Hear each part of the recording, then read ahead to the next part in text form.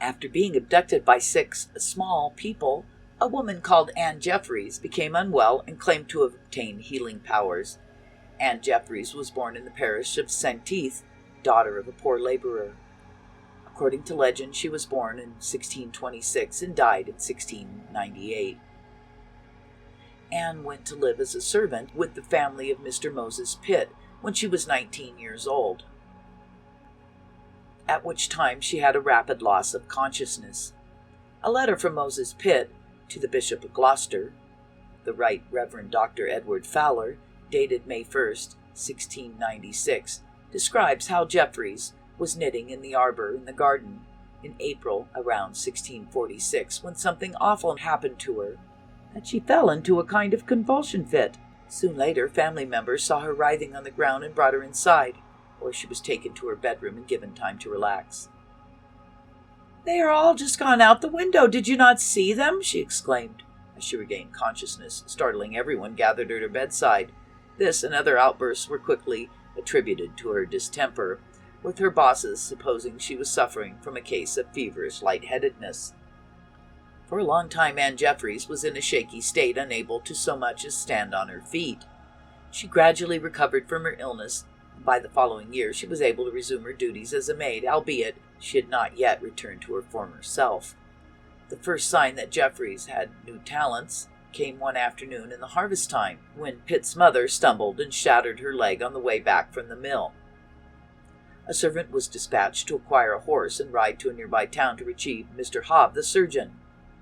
Miss Pitt, who had her leg outstretched when Miss Jeffries entered the room, Anne requested that she show her the wound, which Miss Pitt did after some convincing, and rested her leg on the lap. Anne stroked the woman's arm and inquired whether she was feeling any better. The woman admitted to her that she had done so. She then requested that my mother refrain from summoning the surgeon, as she would cure the leg with God's blessing. Miss Pitt was more shocked by the maid's unexpected healing abilities, not by the fact that she seemed to know exactly when and where she had fallen.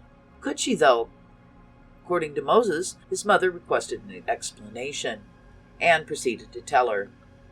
"Half a dozen persons told me of it." "That," replied my mother, "could not be, for there was none come by at the time but my neighbor that brought me home." Anne answered again that this was the truth, and that it was also true that about a half a dozen persons told her so. "For," said she, "you know I went out of the house into the gardens and orchards very unwillingly. And now I will tell you the truth of all the matters and things that have befallen me. You know that this my sickness and fits came very suddenly upon me, which brought me very low and weak, and made me very simple. And now the cause of my sickness was this. I was one day knitting of stockings in the arbor in the gardens, and there came over the garden hedge, of a sudden, 6 small people, all in green clothes, which put me into such a fright and consternation that was the cause of my great sickness. And they continued their appearance to me, never less than 2 at a time, nor never more than 8, and they always appear in even numbers, 2, 4, 6, or 8. When I said often in my sickness they had just gone out the window, it was really so, although you thought me light-headed. And thereupon, at that place and at that time, fair path that you fell and hurt your leg, I would not have you send for the surgeon or trouble yourself, for I will cure your leg." Anne Jeffries became known as a faith healer and fairy contactee throughout England from that point on. Moses Pitt noted that the people of all distempers, sicknesses, sores, and ages flocked to Cornwall from all over the world to see the girl and receive her amazing cure, and she charged no fee for her work. Unfortunately, with so many strange going on, local authorities, worried about her increasing reputation as a seer, dispatched both the Neighborough magistrates and ministers to interrogate the maid about her uncanny encounters. Despite Anne Jeffries' quite reasonable answers to all the questions they asked her, her interrogators came to the conclusion that the spirits she spoke to were the devil's delusion, and they advised her not to go with them when they called her.